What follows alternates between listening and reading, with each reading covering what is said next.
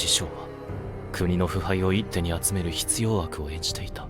報われないな。 Just like Game of Thrones, the Apothecary Diaries also has layers within layers, like an onion, and scatters subtle clues across several episodes to gradually reveal a hidden plot, with Mao solving seemingly random mysterious incidents. So I've gathered all those scattered bits and pieces from the anime, and in this video, I'll explain the full rebellion plot of the Shi clan, how it began, what their schemes were, how it ended, and more. So stay tuned for that.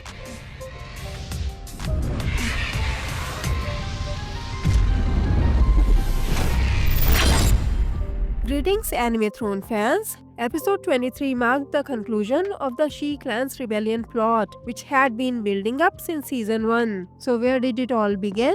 Let's go back 20 years. It all started when the Empress Regnant invited Shinmei into the inner palace. The Shi clan had been selling slaves to foreign lands, and to stop them, the Empress Regnant took Shinmei in as a high-ranking concubine, using her as a hostage under the guise of a political favor. Shinmei, who was engaged to Shishou at that time, accepted the offer willingly. Shishou had originally come from a branch family but had been adopted into the main Shi clan and made heir. Shinmei believed that if she became pregnant, she could one day rise to Empress Dowager. However, the late emperor, traumatized by his overbearing mother, had a deep fear of women. The twisted fear led him to become a pedophile. Young girls were the only ones he felt he could dominate. As a result, he assaulted many of them in the palace, including Shinmei's lady-in-waiting, Taiho, which made Shinmei feel deeply humiliated. Taiho became pregnant with the late emperor's child and gave birth to Suirei's mother. To cover up the scandal, the Empress Regnant falsely accused a court physician of the crime and banished both him and the baby from the inner court. The rest of the palace doctors, including Mao Mao's adoptive father, Loulan, were castrated as punishment for this incident. Suirei's mother was raised as a simple town girl by the exiled physician. When she grew up, the late emperor asked Shishou to marry her, saying she deserves the life of a princess. In exchange, he promised to grant Shishou any wish he desired. Still in love with Shinmei, Shishou accepted. When Suirei was born, he took her to the late emperor and said he had named her Shisui after the Shi clan. Then he made his request. He wanted Shinmei. Shinmei was released from the inner palace and became Shishou's second wife, but she hadn't forgotten the humiliation she had endured. She murdered Suirei's mother, abused Suirei, and began plotting to destroy the imperial family as revenge. Shishou forced Lady Aduo out and replaced her with his daughter Loulan. Meanwhile, Shinmei sent Suirei to eliminate the emperor's sole heir,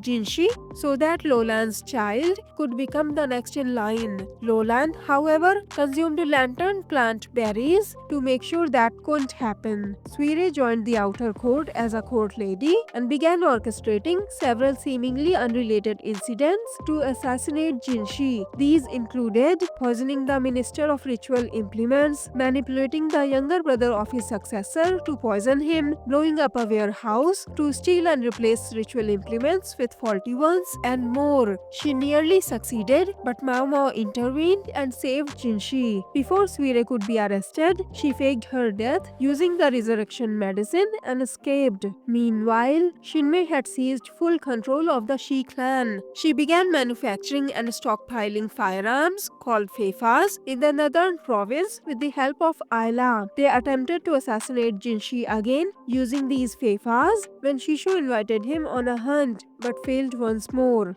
Later, Suirei entered the inner palace disguised as a eunuch named Tian. She kidnapped Mao and with Shisui took her to the northern province where they reunited with Shinmei. When the royal guards attacked the stronghold, Loulan brought Jinshi to Shinmei and revealed the truth. It turned out Shishou and Loulan had only been pretending to support Shinmei's plan. Over time, Shinmei had surrounded herself with corrupt loyalists, pushing out anyone who disagreed. Shishou, torn between love and loyalty, couldn't stop her outright. He loved Shinmei deeply, but he also remained loyal to the nation and the imperial family, a poor man stuck between the love of his wife and his nation. So in order to stop the rebellion and purge the corruption within his clan, Shishou chose to act as a traitor. He knew that if the Shi clan's head was caught conspiring against the emperor, the entire clan, every man, woman and child would be executed. It's eerily similar to how Itachi Uchiha had to destroy his own clan to save the Hidden Leaf village. What do you think? Anyway, by revealing Suirei's imperial lineage and showing the phoenix hairpin to Jinshi, Loulan ensured Suirei's survival.